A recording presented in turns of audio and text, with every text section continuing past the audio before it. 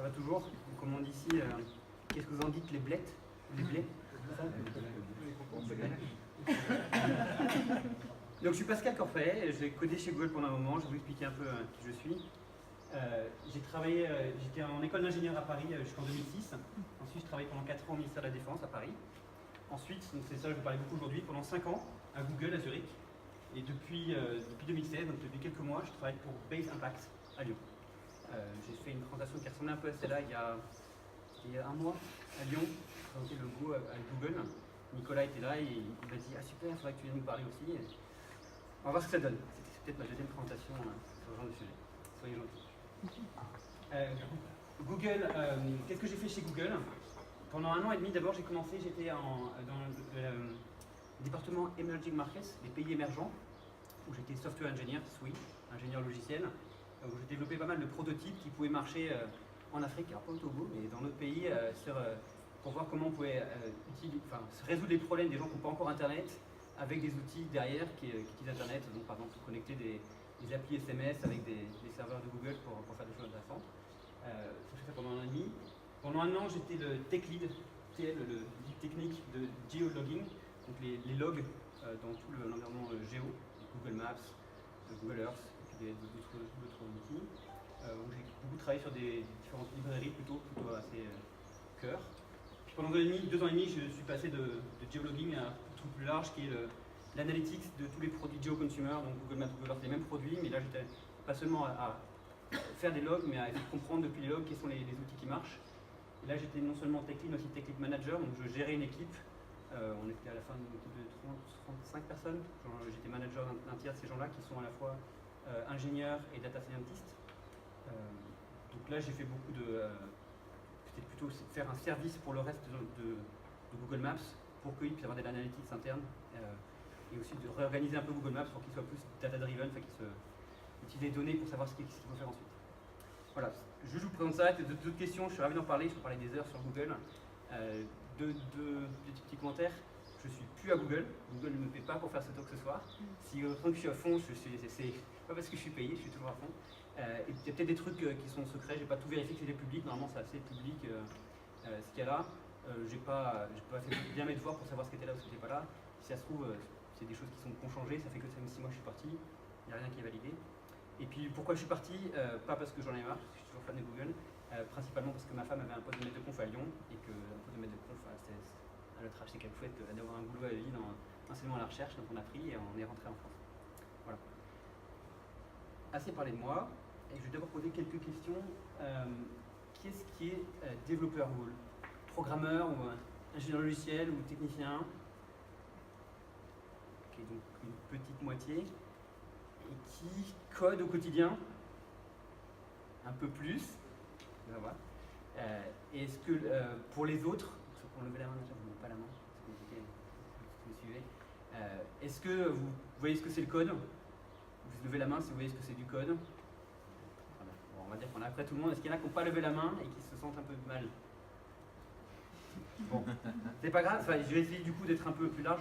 La course que je vais à Lyon, c'était sur le Go, qui est un langage en particulier à Google, donc c'était encore un peu plus.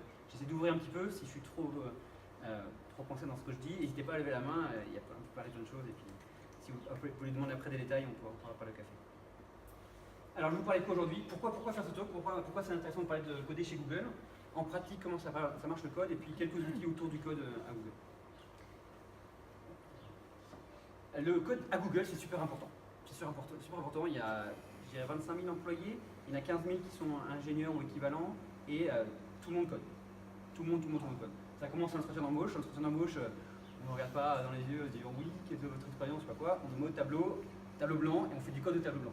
C'est pas du code à la machine, c'est pas juste du pseudo-code en disant je fais un algorithme, puis ça. Non, il faut que ce soit du code, avec les accolades, avec la notation, avec le point virgule à la fin. Ah non, ça ne complique pas. L'agrégateur va vérifier que c'est effectivement du vrai code, donc le code c'est super important. Et la règle, moi je suis passé de l'autre côté de la barrière en tant qu'intervieweur, vérifier que la personne sait vraiment coder. Donc c'est la base. Maintenant, une fois qu'on a recruté chez Google, on est sûr que la personne sait au moins coder. On espère qu'il y a plein d'autres choses aussi qu'on vérifie pendant l'entretien, mais le code c'est très important en embauche. Au quotidien, j'ai passé 5 ans, vous avez vu, j'étais software engineer, tech lead manager. C'est pas parce que j'ai un peu grandi là-dedans que je me suis éloigné du code. Au contraire, plus j'ai avancé, plus j'ai fait de code. Ma dernière année, j'étais un des ingénieurs les plus productifs en nombre de commits de Google. Le code, tout le monde en fait tous les jours. Et il n'y a pas de saut code. C'est pas les ingénieurs seniors et on va faire seulement le bout de code qu'il faut faire qui est super malin, qui fait que les itinéraires sont beaucoup plus rapides que les autres. Oui, ils le font, mais ils font aussi la fonction qui fait que ça renvoie l'erreur joliment à l'utilisateur. Ils font tout. Donc, tout le code chez Google est fait par des gens de différents niveaux. Le code est très important pour vous. Donc, en évolution, quand on est promu chez Google, si on code plus, si on code pas, clairement, on ne peut même pas demander à être promu, ça ne marche pas. Donc, ça fait partie intégrante de ce qu'il faut faire chez Google.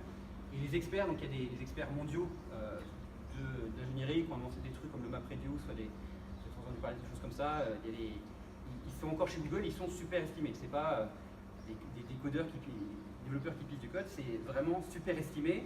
Ils codent tous les jours et s'ils arrêtaient de coder, ils seraient moins évalués par leur pairs. On peut très bien rester codeur très longtemps. Alors moi, je viens d'une école d'ingénieurs française. Dans ma promo, les gens qui font du code, ouais, c'est ceux qui sont soit qui sont en labo et qui sont un peu fous, soit ceux qui sont en start-up et qui vont recommencer, mais sinon, la plupart des autres, non, ils sont chefs de projet, ils gèrent des choses un peu différentes, des équipes, mais ils gèrent plus du code. Chez Google, ça reste très très important. En tout cas, le code, c'est important pour Google. Alors pourquoi le code de Google est important pour vous et pour en général? Parce que d'abord, c'est des produits du quotidien. Qui n'a pas utilisé Google aujourd'hui? Ah, il y en a, merci. Très bien. Voilà, c'est bien. Tout le monde utilise au quotidien, donc savoir que ce qu'il y a derrière, c'est quand même c'est des lignes de code qui sont tournées, enfin qui sont écrites et qui tournent derrière, ça peut être intéressant. Comme je vous disais tout à l'heure, il y a des experts et vraiment des gens très très bons chez Google. Il y a beaucoup d'innovations qui viennent de chez Google. On parlait tout à l'heure de Facebook qui a exporté, qui a mis en open source, enfin en open, c'est des plans data center. Au niveau techno, Google a fait aussi beaucoup de choses de ce style-là, et il y a des standards en plus au niveau méthodologie dont je vous parlais un petit peu là, qui ont commencé à Google et qui sont écartés après, et puis que Google aujourd'hui applique vraiment les standards qui c'est de mieux, en tout cas moi ce que j'ai vu dans les bon d'accord, je compare le ministère de la Défense et Google, ok, j'ai rien dit. Et en plus de ça, moi j'ai beaucoup côtoyé des gens qui bossaient dans la Silicon Valley, dans la tech, et beaucoup de gens, en fait, moi je croyais que c'était un truc standard, que tout le monde faisait ce genre de choses, et je me suis rendu compte que non, ils avaient dit oui, bah, on a fait ça parce qu'il y a quelqu'un qui venait de chez Google après, on appelle les Xooglers, les ex-Googlers, les Xooglers sont venus, et ils ont mis ça en place chez nous aussi, pour que le code soit mieux, pour que les outils soient mieux comme ça. Donc c'est quelque chose qui a commencé donc maintenant il y a 18 ans, 98, Google, et qui a grossi, donc à 15 000 ingénieurs, c'est beaucoup, qui au-delà a changé un peu la culture de comment on faisait le code par rapport à des architectures plus politiques comme on connaît ou comme on vient avant. Si vous n'êtes pas convaincu pourquoi c'est intéressant, vous pouvez partir, ça ne pas du tout, vous voulez un peu pas. Sinon je continue. Là, ils sont restés, ouais. Alors en pratique, on va rentrer dans la matrice. Je vais vous présenter rapidement, hein. Je me rends compte que je parle très vite. Si vous avez des questions, n'hésitez pas, je vais aller définir très vite sinon. Je vais vous parler un peu des langages, qu'est-ce qu'on utilise comme langage chez Google, en quoi il fait Google, qu'est-ce qui se passe derrière, comment est enregistré le code, où s'enregistre le code, les code reviews. J'ai parlé tout à l'heure avec des gens, j'étais assez surpris de la maturité des code reviews qu'il y avait dans ces environnements. À Lyon, pour vous dire, ce que j'ai vu était vraiment un peu désespérant. Et il faut d'orthographe autour du code qui est présentation des autour de ça. Langage à Google. Donc ça, c'est les 5 langages canoniques. Est-ce qu'il y en a qui ne connaissent aucun de ces symboles? Ouais, d'accord. Est-ce qu'il y en a qui connaissent un? Lequel? JS. JavaScript. JS. Bernard? C++. C++. Qui connaît celui-là? Java. Et là-bas? Le Go. Donc il y a 5 langages canoniques. Ça veut dire que quand on fait un projet chez Google, a priori, il doit être dans un de ces langages-là. Donc tous les outils que vous utilisez au quotidien, ils sont principalement faits avec ces langages-là. Je dis principalement parce que... Ouais. J'ai une question du coup, Dart, voilà. Il n'est pas canonique? Il n'est pas canonique, Dart. Donc typiquement, il y a des langages comme Dart, qui est un renouveau du JavaScript. Non, c'est faux. Je vais arrêter de dire des bêtises. Merci.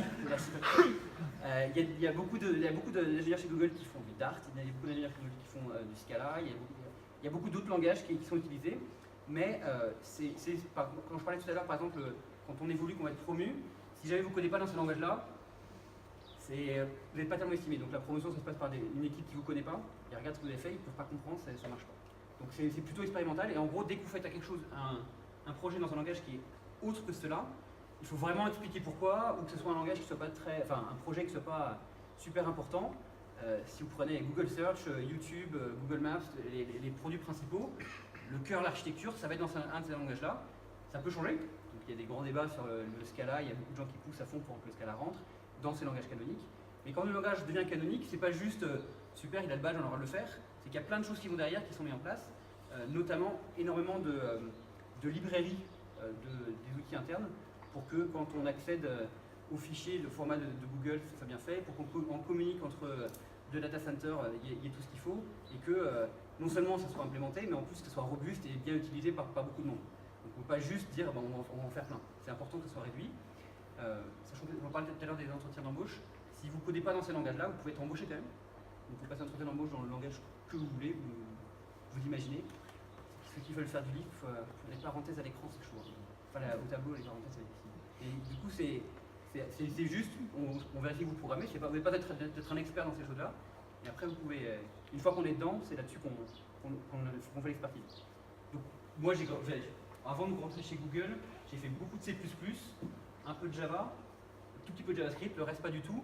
Et en 5 ans, j'ai touché, selon les projets, un peu toutes ces technos-là. Et là, je suis devenu un expert en Python, un expert local. Je ne trace pas des conférences ou autres, mais j'ai suffisamment de bagages et je me suis concentré sur ces domaines-là, tout en restant flexible, c'est-à-dire que si un projet demande quelque chose de complètement client, on va basculer en JavaScript. Si quelque chose demande un truc serveur, selon la dépendance, est-ce qu'il faut que ce soit vraiment robuste, il faut se compiler, etc., on peut changer quand même un petit peu de langage. D'autres questions?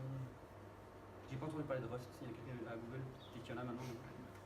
J'ai une question par rapport à vous, mais je sais pas, ça sera peut-être plus une question pour tout à l'heure, mais est-ce que c'est utilisé pour autre chose que pour vraiment des implémentations réseau système? Est-ce qu'on voit en train de propulser des services maintenant en fait? Oui.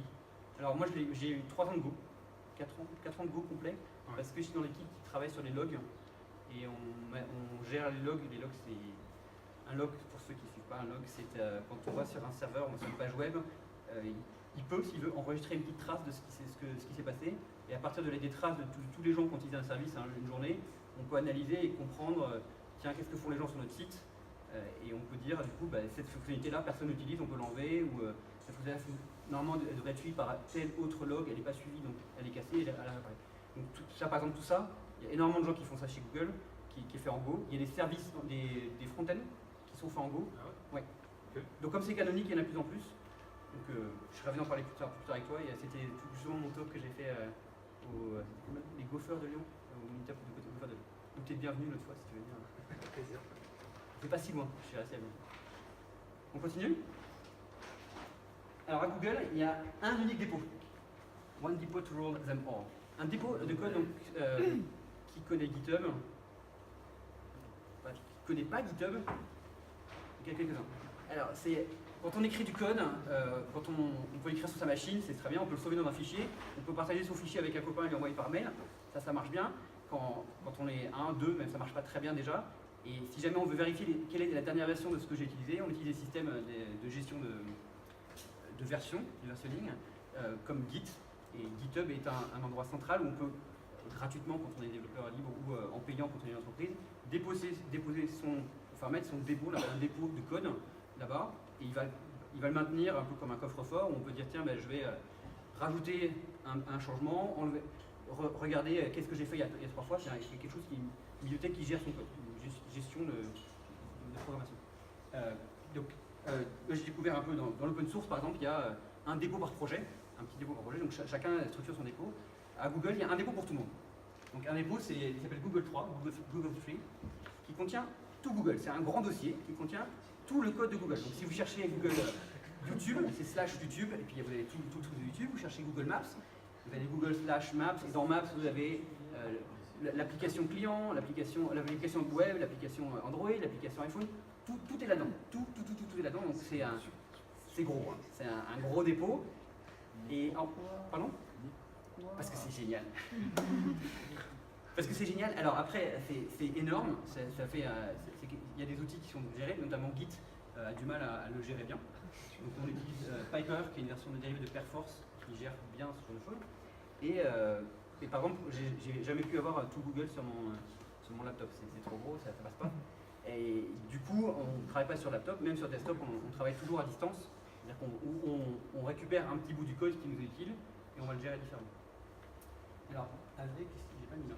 Il y a un outil il y a un outil qui va tout de suite avec, qui s'appelle Blaze, qui était open sourcé en Bazel. Qui a entendu parler de Bazel? Non. Bazel, c'est un outil de build, un peu comme un make, un gulp, grunt, ça vous parle? Plus déjà.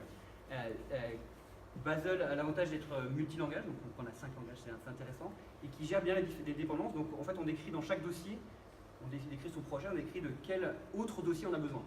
Donc quand on va créer Google Maps, on dit qu'on a besoin de j'ai besoin de telle librairie standard, j'ai besoin de telle chose, on décrit tout ce dont on a besoin, donc on décrit ses dépendances explicites, mais on les décrit à l'intérieur du même dossier. Donc quand on va vouloir compiler, quand on va récupérer la partie, on peut directement savoir où est-ce qu'on a besoin de chercher, on n'a pas besoin de tout charger, on peut charger juste un petit peu. Et en pratique, c'est génial. C'est génial parce qu'il y a quelqu'un qui me demandait tout à l'heure, mais les dépendances, comment vous faites? Dépendances, à chaque fois, c'est juste dans un autre sous-dossier. Si on a, donc il y a third party, dès qu'on utilise des librairies qui sont externes, on ne sait pas beaucoup. Google aime bien refaire les choses. On a 20% de notre temps pour faire un peu des projets comme on veut. Il y a quand même une carte d'ingénieur, donc au final, c'est beaucoup d'heures utilisées pour refaire des projets. Donc dès qu'il y a un projet qui ne semble pas tout à fait correct et tout, hop, il y a quelqu'un qui va le refaire et qui va le remettre quelque part dans Google Street. Donc Google Street, il y a des librairies standards qu'on retrouve ailleurs, mais qui sont implémentées un peu différemment, ou alors contenues en open source, mais qui commencent à Google. Mais sinon, même les trucs en open source, elles sont rachetées dans cette partie. Donc on télécharge jamais rien. On ne va jamais rien récupérer sur le web pour récupérer les dépendances au moment de la compilation. Tout est dans ce même dossier. Avec ça, il y a un outil qui est essentiel quand on commence, c'est Code Search, qui est un site web bien fait pour explorer le code. Et ça veut dire que la recherche sur GitHub, c'est atroce par rapport à ça. Cet outil donc, qui gère tout le code de Google, quand on fait une recherche, c'est pas une recherche Google, c'est une recherche précise, on peut rechercher par regex, des expressions régulières, pardon. On peut chercher précisément des choses, et c'est magique. C'est magique parce qu'on n'a pas à chercher dans 50 dépôts différents en disant tiens, est-ce que quelqu'un a déjà fait ci, quelqu'un a déjà fait ça. Je suis en train de faire une fonction qui, dans mes logs, on va dire, je sais pas quoi, calcule des percentiles d'une manière un peu rusée sur des données un peu différentes. Je peux directement aller regarder est-ce que quelqu'un d'autre l'a pas déjà fait chez Google ou l'a pas importé d'une librairie open source. Et je vais trouver qui l'a déjà fait, comment on l'a déjà fait, et je vais l'importer dans mon projet. Et je n'ai pas besoin de dupliquer le code, etc. Au contraire, si jamais je trouve un bug, je vais directement le réparer chez lui, et ça marche comme ça. Et notamment, quand moi je pense à ma librairie, je dis bah tiens, ça c'est un peu standard, je pourrais le mettre ailleurs. Je ne vais pas le garder dans mon projet, puisque de toute manière, je suis libre et que les dépendances peuvent se faire n'importe quel autre sous-dossier, c'est assez simple. Je vais aller le placer directement au bon endroit, dans le bon dossier. Exemple, j'ai une fonction de test, une fonction de debug dans mes tests qui m'est super utile, que j'utilise tous les jours. Je vais aller au début, elle est dans mon dossier parce que j'ai voulu la faire rapidement, puis je me dis tiens, ça serait bien qu'elle soit utilisée à d'autres.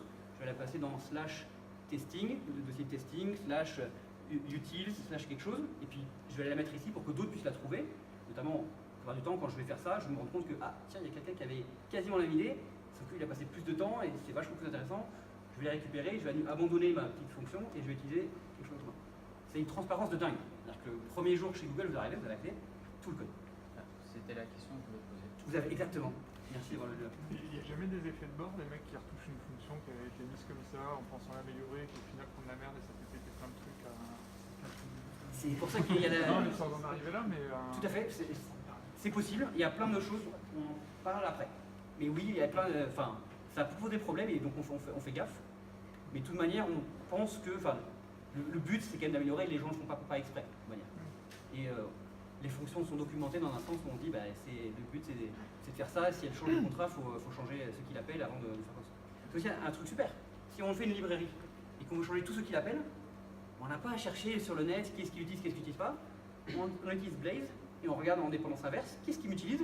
Tiens, il y a tout cela qui utilise, en fait personne n'utilise cette fonction, je peux la détruire. Ou je peux la changer, ou je vais changer aussi ce qui modifie.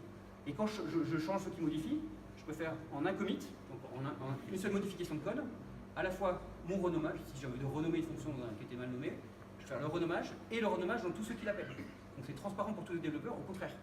Ça permet d'être encore plus sympathique. Et du coup, tout le monde a le droit de commit. Ah, on y passe après. Ça, c'est vrai. Tout le monde n'a pas le droit de commit. Tout le monde n'a pas de se mettre. Il y a quand même Sauron qui tient l'anneau. C'est pas facile. Donc au-delà d'autres outils qui sont là, il y a Cider qui est un... Donc dans CodeSearch, il y a un truc super aussi, c'est que c'est un site web, on va dessus, on cherche ce qu'on veut, on voit le fichier qui apparaît. Quand on voit le fichier qui apparaît, on peut double-cliquer, éditer et envoyer un commit. Donc sans quitter son browser, un peu comme GitHub. Donc si jamais on voit, tiens, il y a une faute d'orthographe, les gens font ça. Il y a une faute d'orthographe, tu vas la corriger, tu envoies la modification et directement ça. Donc en permanence, le code est relu par d'autres ingénieurs qui vont l'utiliser, qui vont vérifier qu'ils ne pourraient pas l'améliorer, etc. Donc il n'y a personne qui passe son temps à juste corriger les fautes d'orthographe, c'est quand même pas un drain d'énergie énorme, mais ça effectivement, c'est pas mal. Et Cider, c'est l'étape d'après. Si jamais vous avez fait des grosses modifs au bout d'un moment et vous dites, attends, il faut que je modifie tel fichier, on appuie sur un autre bouton et ça ouvre le fichier dans un éditeur en ligne, un IDE en ligne, qui permet d'éditer par contre tout le dossier à distance, donc on n'a pas besoin de charger un code. On peut faire tout ce qu'on veut en manière compliquée directement dans son browser.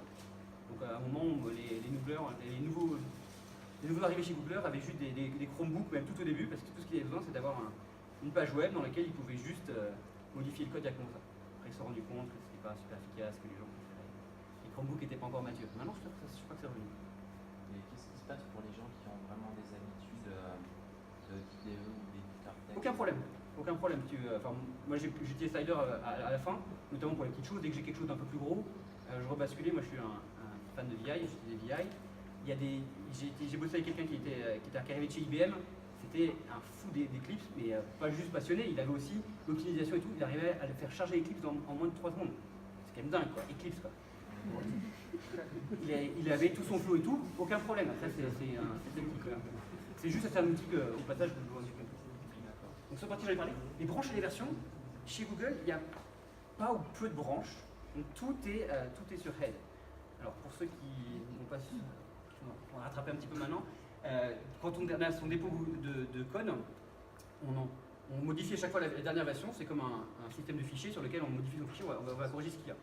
Mais parfois, il y a deux personnes qui n'ont pas forcément faire la même modification, ou alors on se lance dans une modification un peu longue et on veut pouvoir continuer à versionner son code, versionner ses fichiers, sans embêter quelqu'un d'autre qui est aussi en train de le versionner. Donc on appelle ça des branches où le code suit deux choses différentes, et à la fin, normalement, on essaie de les rejoindre, on va dire, ça y est, typiquement, si on veut faire une nouvelle fonctionnalité, on va la coder dans son coin ou en équipe, une équipe de 10, 20 ou 100, et une fois qu'on a fini de coder la fonctionnalité, on va dire, on est prêt maintenant, la fonctionnalité est prête, on a tout essayé, c'est super, on voudrait la remettre dans ce qu'on appelle la branche maître, master, ou head, pour que ce soit le haut du code, et dire que c'est ça qui va être utilisé par tout le monde.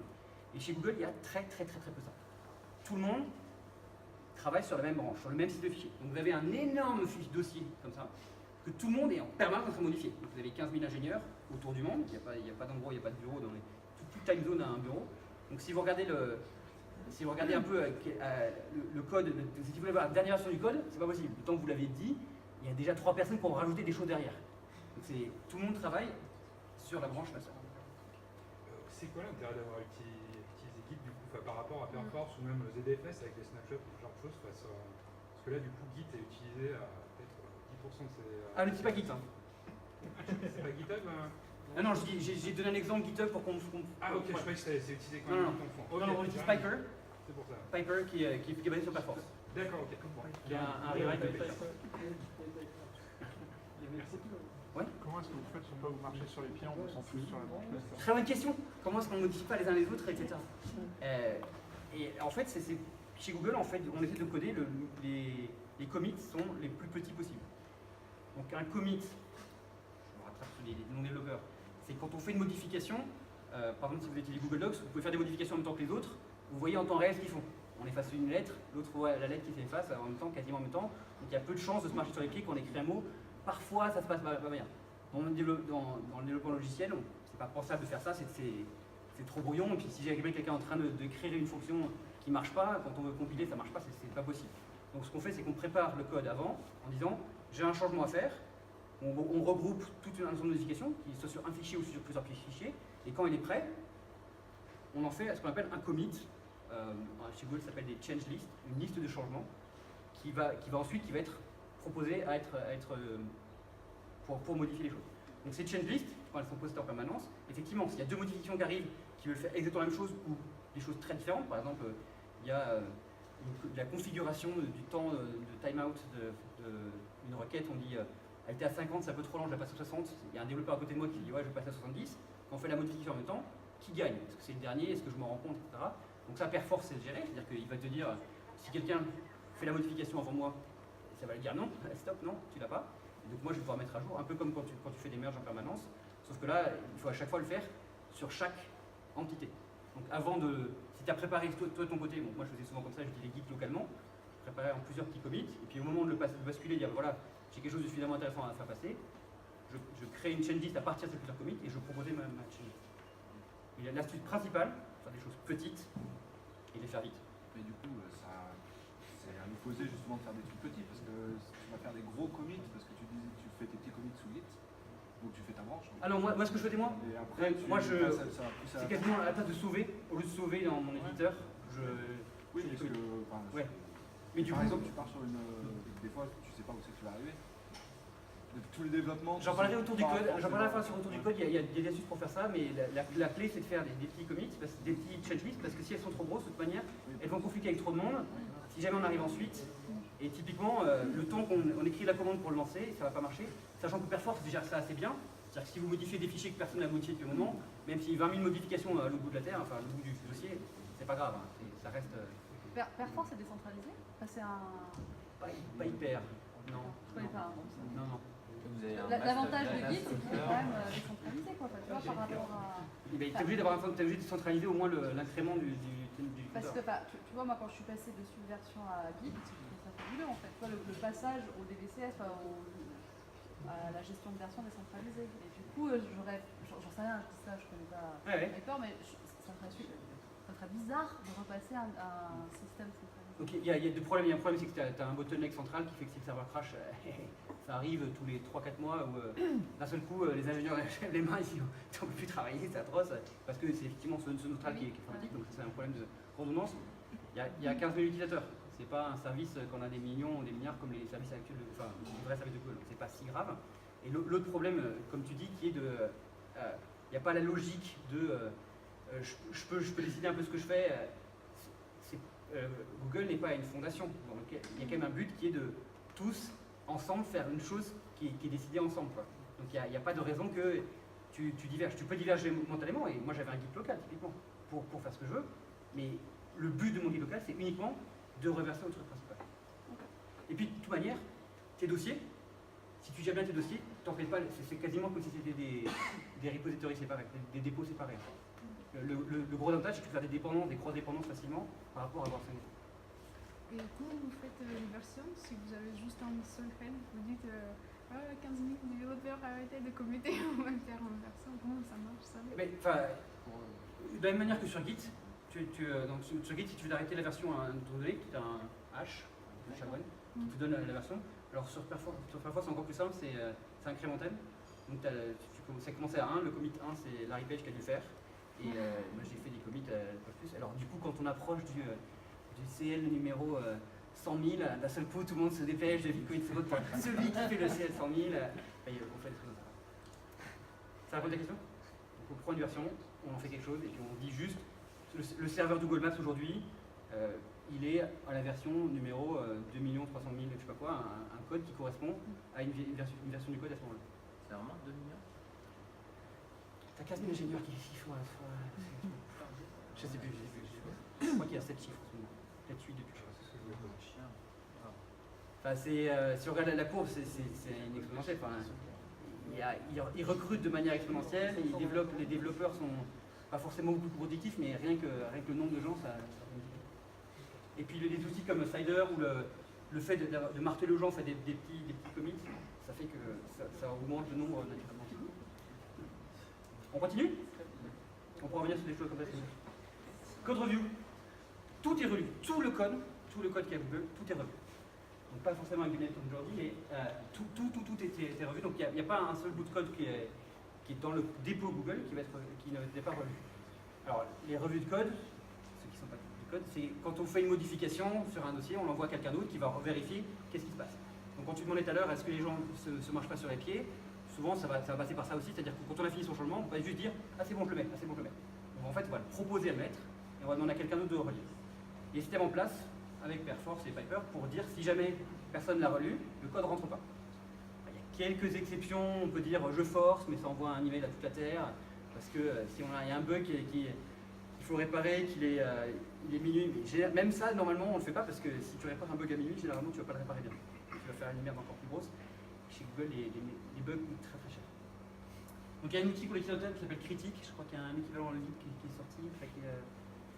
J'ai pas encore utilisé, moi ce que je trouvais le mieux dans l'équivalent c'est Reviewable sur GitHub, si certains connaissent, qui gère, donc là quand on voit le changement, on voit le code avant-après, on voit les différences, on peut mettre un commentaire directement dans le code un peu comme un Google Doc en disant là il y a un problème, sauf que le commentaire c'est quelque chose qu'il y a à faire, la personne qui a modifié voit les commentaires, dit ça c'est bon, j'ai fait ce que tu m'as dit, ou dit ah ben là j'ai des problèmes, on commence la discussion. Tous les outils sont, c'est pas une revue qui se fait à deux derrière un ordi, principalement ça se fait à distance parce que Google a je dirais 15 ou 20 différents centres d'ingénieurs dans le monde et les gens, les projets sont tous séparés. Moi j'étais sur Google Maps à Zurich, il y avait 120 personnes de Google Maps, sachant qu'en tout il doit y avoir 1000 ingénieurs sur Google Maps, donc il faut que les outils soient en ligne et que ça marche de manière déconnectée. Même s'il y a quelques équipes où ils pratiquent le pair programming, donc vous allez te mettre à deux derrière un ordi et que l'autre relise en temps réel. Dans ce cas-là, quand c'est fait comme ça, au moment de comité, on peut dire que ça a déjà été revu par tel. Ça marche beaucoup sur la confiance, parce que les gens peuvent forcer. Ça marche aussi avec les owners, les maîtres du dépôt. Imaginez Gandalf, le chat de la passe, qui interdisent tout le monde de passer, qui choisissent qu'est-ce qui rentre pas. Alors, c'est un gros dossier. Chaque sous-dossier peut être choisi à un honneur ou à un pas honneur. Donc, à la racine du dossier, il doit y avoir 3 ou 4 master ingénieurs que j'ai jamais rencontrés et que je n'ose pas approcher, qui sont des dieux vivants quasiment. Et les autres, c'est à chaque sous-dossier, ça divise. Donc dans Google Maps, il y a le Distinguished Engineer, le meilleur ingénieur de Google Maps, qui avec 2-3 directeurs éventuellement qui sont à la racine. Et puis on distribue. Et puis quand on arrive dans Maps, /log, /analysis, on va trouver dans les honneurs. Moi, je vais être dedans et je vais avoir le droit de modifier ce qu'il y a dedans ou de créer un sous-dossier dont je donne les droits à quelqu'un d'autre. Donc l'honneur décide ce qui est dedans et aussi ce que les gens peuvent avoir dessous. Donc quand on demande à quelqu'un de reviser le code, on demande non seulement de vérifier qu'est-ce qu'il y a dedans, mais aussi on demande généralement au propriétaire de ce dossier-là, est-ce que tu es d'accord de modifier ce qu'il y a là-dedans. Un exemple que j'ai fait dans les quelques semaines où je suis arrivé chez Google, il y a un bug qui me démangeait sur Google Calendar, c'est que quand on crée un événement récurrent, la semaine commençait au dimanche.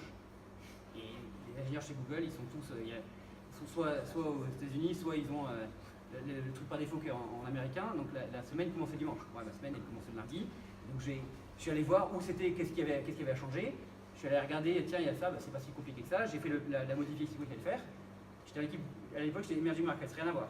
J'envoie ma CL au owner de Google Calendar, qui voit le truc arriver, qui relit, qui dit très bien, super, validé, c'est bon, vas-y.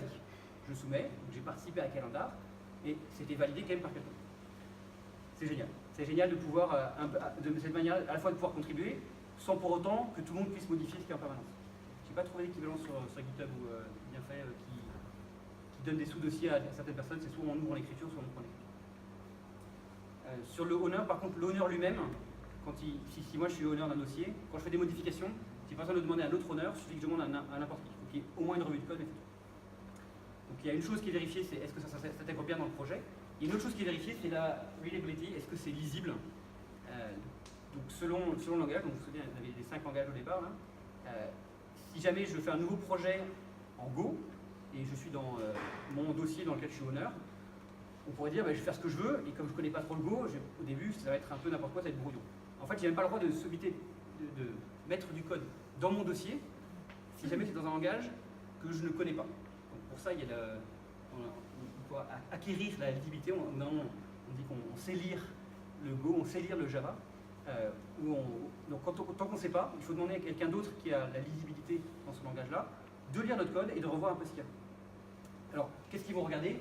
Ils vont regarder est-ce qu'il y a des commentaires, est-ce que c'est documenté, est-ce qu'on comprend ce qui se passe, est-ce qu'on comprend ce que ça fait. Donc avec quelqu'un qui ne va pas forcément sur notre projet. Si on commence un projet en Go, personne ne fait du Go autour de nous, mais il faut quand même qu'on pense que c'est le langage qu'il nous faut. On va demander à quelqu'un qui a besoin de projet, soit dans notre bâtiment, soit à l'autre bout du monde, quasiment peu importe, c'est plus une histoire de timing que de présence physique. Il va relire, il dit ça tu fais comme ça en Go, mais en Go plus classiquement ça serait mieux de le faire dans tel autre sens. Ou il va nous dire il y a une librairie qui existe, t'embête pas à réécrire tout ça, va utiliser cette librairie là directement. Ou la fonction que tu fais là, normalement ça devrait être un objet. Donc il faut que tu refactores pour mettre un objet. Donc tout ça, il y a beaucoup de choses qui apprennent. Et au-delà de ça, il y a Google édite des style guides, qui sont des règles de comment ils écrivent le code. Vous pouvez les trouver sur Internet. Cherchez Google Style Guide JavaScript, par exemple, vous verrez comment les gens écrivent du JavaScript à Google. Pour être honnête, dans ma nouvelle boîte, c'est ce que je fais quand j'ai une hésitation sur quelle règle je prends là ou là. Je vais voir, je sais qu'il y a plein d'ingénieurs qui font comme ça, c'est très bien, je suis. Et ces règles-là, typiquement, moi j'avais fait un ministère de la Défense, le premier jour, je suis arrivé, mon chef m'a dit voilà, ça c'est les style guides, tu lis ça, et puis après tu sauras tout, tu feras du bon code toute ta vie. C'est pas comme ça que je marche du tout. Et chez Google, j'ai jamais lu un style guide entier. Ce que je fais, c'est que je vais lire un point donné quand j'ai une question. Mais sinon, la plupart des choses que j'ai appris, comment j'ai appris à faire du beau code, c'est par les code reviews. Quand quelqu'un va relire ce que je fais, il dit ah non, là tes variables sont pas lisibles, ou tu as mis tes variables en camel case, c'est mieux de les mettre en underscore. Des petites choses comme ça qui vont rentrer plus par la review. Qui rentrent par la review et qui après, au fur et à mesure, vont être consolidés dans le style guide, mais qui au départ on n'a pas besoin de lire le style guide. Et vous n'avez pas des limiteurs automatisés pour. Si. Ah, Quelqu'un d'autre a une question sur autre chose avant que je passe à la Non. Donc il y a beaucoup de choses qui sont automatisables. Donc de vérifier que, notamment, les variables sont écrites avec des majuscules et des minuscules. Quand on est en Python, on n'a pas le droit. Ça, c'est fait automatiquement. Et c'est fait automatiquement à la fois des outils qui sont locaux, mais qui, au moment où on va vouloir envoyer son code en code review, qui sont faits automatiquement. Donc selon le projet, il y a des projets qui disent on ne peut même pas l'envoyer en code review si jamais ça ne passe pas le linter. Donc, si jamais il y a une erreur, on ne va pas déranger quelqu'un s'il y a quelque chose qui est automatisable de faire comme ça. Et évidemment, les linters, d'ailleurs l'outil de review, tout ça, c'est des outils de Google dont le code est également dans Google Free. Donc vous pouvez aller le modifier si jamais vous avez une idée de lint qui n'y est pas et qui est facile à faire. Si vous n'arrêtez pas de reviewer le code d'un collègue qui toujours fait la même erreur, vous allez dans le linter, vous faites la modif, vous créez le petit plugin qui va bien, et la fois d'après, vous n'avez pas besoin de lui dire, ça crache avant qu'il arrive jusqu'à vous. Et les linters aussi passent sur le code avant qu'il soit soumis, même si après la revue il y a encore des choses, le code qui sort dans Google est limité très précisément. Ouais. Moi j'écris pas mal de règles de lint, notamment quand j'ai travaillé sur après le JavaScript, quand j'ai voulu avoir la readability. Donc pour avoir la readability, en fait, il faut écrire pas mal de code. Donc j'écris beaucoup de code de JavaScript, et au bout d'un moment je dis c'est bon, maintenant je commence à reclasser. On demande à quelqu'un qui est spécialiste de JavaScript à Google, qui va reviewer, qui va relire une grosse partie de code que j'ai fait en JavaScript et me redire des trucs encore plus précis. Et dans ce qu'il me disait, je dis ça peut être automatisable. Donc je vais les modifier pour pas que les suivants aient à se poser la question et qu'ils apprennent à faire donc pas mal. Et j'ai même fait des linters supplémentaires pour que ceux qui soient, c'est pas des règles qu'on applique dans tout Google, mais dans mon dossier, il y avait 3 manières d'utiliser une fonction. Elle dit non, cette fonction-là, il faut utiliser toujours la même manière, c'est utiliser de manière différente. C'était pas des linters pour tout le monde, mais juste spécifique. Ouais. En termes de répartition du temps de travail, ça représente quoi la code review par rapport au temps que tu passes à développer réellement Ça dépend de seniorité. Pour un ingénieur qui arrive, je dirais 1 ou 2% de son temps. Pour un ingénieur moyen, ça monte jusqu'à 50%, autant que ses collègues, on va dire. Et les ingénieurs seniors, les managers, les directeurs, les directors of engineering à Google, ils font quasiment plus de code et beaucoup de revues de code. Ils sont généralement maîtres d'un plus gros dépôt, ils ont plus de contexte, ils peuvent en plus. Et eux, ils font beaucoup de revues de code. Donc ça ne répond pas sur le temps de travail, ça te répond à la balance code et review. En pratique, je dirais que c'est 10 à 10%, 15% par rapport au temps de code. Quelqu'un qui met tant de temps à écrire, ça se review en 15% de temps supplémentaire. Mais comme c'est obligatoire, les gens ne se posent pas la question. J'ai la question l'autre jour à Lyon, mais oui, en termes d'homme-jour, quand on les vend, on a du mal à les vendre, ça a du mal à passer un peu de review. Là, c'est pas la question, c'est de dire s'il n'est pas reviewé. Donc ça fait partie du code. Par contre, il y a plus de réactivité, c'est-à-dire que quand on fait ce code, on est tout seul. Quand quelqu'un nous review et qu'on a commencé un échange que la personne ne répond pas, là il y a des standards. Si on review en plus de 24 heures, celui qui écrit le code, on va s'énerver en disant ça fait 24 heures que je t'ai envoyé les choses, j'aimerais bien avoir un retour pour pouvoir avancer. Normalement, on est censé avancer sur autre chose, c'est-à-dire qu'on n'est pas, on attend que ça se finisse. Non, on va continuer à avancer, mais c'est pas poli d'attendre plus longtemps. Éventuellement, on va trouver un autre reviewer, on va regarder dans le dossier, est-ce qu'il n'y a pas un autre owner qui est disponible pour regarder le code à ce moment-là et qui reprenne les choses. Ça va? Vous comprenez un peu le code review? Autour du code, on arrive bientôt à la fin, ne vous inquiétez pas. Les tests, on en a parlé un tout petit peu tout à l'heure. Les tests, c'est obligatoire. C'est-à-dire que de la même manière qu'il faut que le code passe de links, le reviewer va vérifier que le code est testé. Alors c'est pas... il y a du calcul de couverture de code, vérifier que chaque ligne est testée, mais on n'oblige pas à 100% tout le temps. Donc le but n'est pas bêtement que toutes les lignes soient activées, mais que les unit tests, les integration tests et les end-to-end tests, tout le code est testé en permanence. Et les tests sont généralement vivent à côté du code. Donc vous avez, je sais pas quoi, server.py qui va être votre server.py qui va être votre fichier Python, et à côté vous avez server underscore test.py qui est votre test de votre module Python à côté. Et tout le code est testé. Enfin, il y a des tests qui sont faits pour, et ils sont lancés, ils tournent avant qu'on envoie du code pour review, pour le relire par quelqu'un d'autre. Les tests vont être lancés, et surtout avant qu'ils soient soumis dans la base commune, et ils tournent aussi après avoir été mis dans la base commune. Parce que comme le temps, si on dit ah ben c'est bon, les tests ça dépend des tests, mais peuvent prendre il faut quand même plusieurs secondes. Je vous dis tout à l'heure, il y a plein de choses qui peuvent changer. Une fois qu'on dit bon les tests sont passés, on rajoute le code, on va quand même les relancer derrière pour vérifier que est-ce que par hasard on n'aurait pas non plus cassé quelque chose ce qui est derrière. Donc il y a un système qui s'appelle TAP, Test Automated Portal, qui est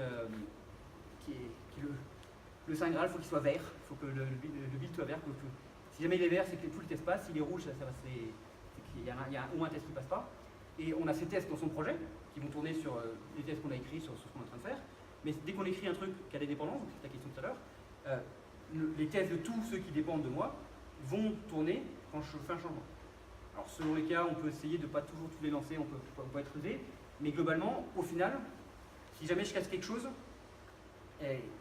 soit tous les tests passent, et dans ce cas-là, c'est pas moi qui cherche ça, c'est ceux qui ont écrit le mauvais code, qui n'est pas testé ou je sais pas quoi. Soit il y a un code qui passe pas, et ça c'est moi responsable, c'est moi qui suis censé vérifier, soit réparer le test, soit changer les choses pour que le test passe. Ce qui pose des gros problèmes quand les gens font des gros changements, notamment quand je vous ai parlé, on importe des librairies externes, on veut changer de version. On passe de jQuery un point quelque chose à jQuery un point quelque chose d'autre. D'un seul coup, c'est un gros changement qui peut casser plein de choses différentes dans tout l'arbre. Et là, il y a des bonnes raisons et des mauvaises raisons. Parfois, c'est des gens qui doivent mettre à jour leur code, parfois c'est jQuery qui a des problèmes et qui sont détectés que par nos tests en interne. Mais du coup, c'est beaucoup plus compliqué de faire ça. C'est pour ça que les micro-changements, il y a beaucoup moins de problèmes, beaucoup moins d'erreurs. Mais ça veut dire aussi que nos tests, quand on les fait pas juste pour couvrir son code et être tranquille, on les fait vraiment avec un but de se dire, si tout s'écroule sous mes pieds, moi il faut que je vérifie que c'est pas de ma faute. Que moi je suis tranquille et qu'en plus je pourrais leur signaler qu'il y a quelque chose qui va pas. Sachant que même par défaut, si jamais votre code est mis sur la branche maître et qu'elle casse plus de 1000 tests, dans la foulée, on envoie un changement qui est toujours moins vert de ce que vous avez fait. Pour annuler ce que vous avez fait, vous n'avez même pas besoin d'y toucher. Notamment si vous avez soumis le code un vendredi soir à 18h et vous êtes parti un week-end, ça m'est arrivé. Et effectivement, c'est réverté avant qu'on ait le temps de faire ça. L'autre chose qui aide avec pourquoi est-ce qu'on arrive à faire des petits commits, c'est les design docs. C'est quand on va faire un changement qui est plus dur, qui est compliqué à expliquer, si c'est un changement qui est changer telle fonction pour faire telle autre, pas de problème. La personne qui est en face, elle voit le changement dans critique, elle arrive tout de suite à voir qu'est-ce que ça veut dire, à quel point ça va changer les choses ou pas, c'est très bien. Parfois il y a des changements qu'on va faire plus gros, on va faire toute une fonctionnalité, c'est énorme, et quand on fait juste un petit commit, un petit changement, c'est difficile de voir comment ça s'inscrit dans quelque chose de plus grand. Parce que chez Google, toujours, dès que c'est quelque chose d'un peu gros, on écrit un document qui explique comment on a designé, comment on a choisi le feature. C'est pas UX design ici, c'est document d'architecture en fait. Alors j'avais eu des documents d'architecture dans le ministère de la Défense, ça n'a rien à voir. Pour l'architecture, il fallait vérifier, ce qui était important c'était plus le format, que les chefs l'avaient signé, etc. Ici c'est assez léger, et pour une fonctionnalité qui met un jour à coder, qui va faire, je sais pas quoi, 4 change list, ça peut être juste une page qui explique où je vais, pourquoi je le fais, qu'est-ce qui est intéressant, à quoi j'ai pensé. Et là-dessus, ça va être quelque chose que je vais aussi demander à reviewer, que j'ai envoyé en même temps que mon code, en disant voilà, si tu veux le contexte, tout est là, et tout va être là. Ce qui est bien, c'est que mon code, une fois qu'il est soumis, il a déjà sa documentation un peu large. La documentation précise de la fonction, elle est dans le code. Mais si jamais quelqu'un d'autre se dit pourquoi il a fait ça, il peut retrouver mon document qui explique ce qu'il y a. Donc ça permet d'avoir des changements super intéressants. Des questions là-dessus, d'autres idées? Très bien. Ouais. Mais ça fait combien de builds? Enfin, ça doit être monstrueux en fait. Tous les gens qui communiquent constamment, c'est. J'ai pas parlé de ça. J'ai pas parlé de ça et j'ai dû mettre là aussi. Donc tout ce dont j'ai parlé, c'est le code source qui se correspond à des fichiers texte avec parfois des images qui sont appelées des codes sources ou des ressources, mais il n'y a pas du tout ce qui tourne en production. Si vous avez bien regardé au début, il y avait le Python, ça tourne tel quel en production, mais le C++, le Java et le Go, il faut à un moment ou à un autre les compiler. Les tests aussi, c'est quelque chose qu'il faut tourner. Tout ça, ça se fait dans quelque chose qui s'appelle Forge. Et en gros, moi, une machine, je lance une commande avec Blaze, je fais un Blaze build et il va trouver une machine quelque part dans le cloud qui est disponible pour moi, qui va faire tout ce que je lui ai demandé et qui me rend le résultat. Si ça se trouve, parfois ça s'exécute sur la machine, c'est plus rapidement. J'ai jamais regardé les sources du code de Blaze, évidemment, sont dans Google Trad, mais je n'ai pas été la curiosité d'aller les regarder. Mais donc il y a énormément de machines qui sont dédiées à juste l'infra tech, à savoir faire tourner les projets, compiler les librairies en binaire pour qu'ils puissent être mis sur des serveurs de prod. Il y a énormément de choses comme ça. Te donner des chiffres, je pense que c'est défendu, je l'oublie. Mais je te donnais une ordre de grandeur de nombre de commits qu'il y a par.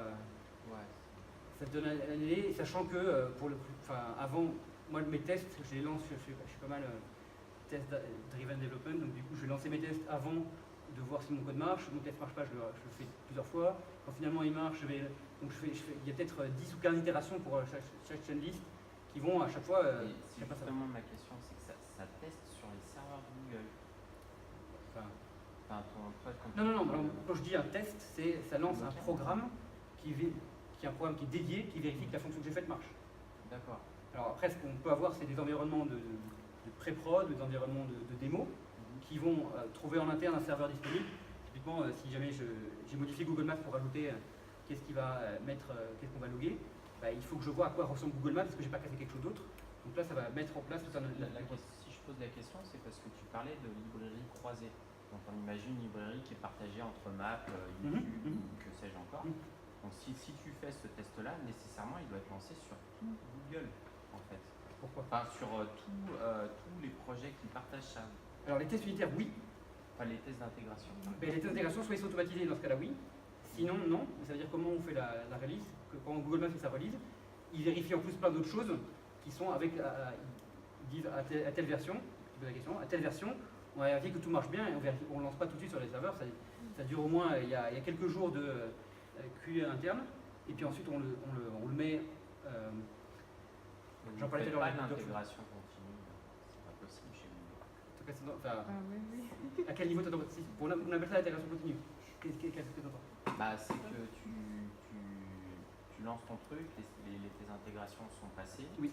Et si tu étais sur Maps, il faut que ça lance aussi des tests d'intégration de YouTube et puis tout est mergé et c'est déployé.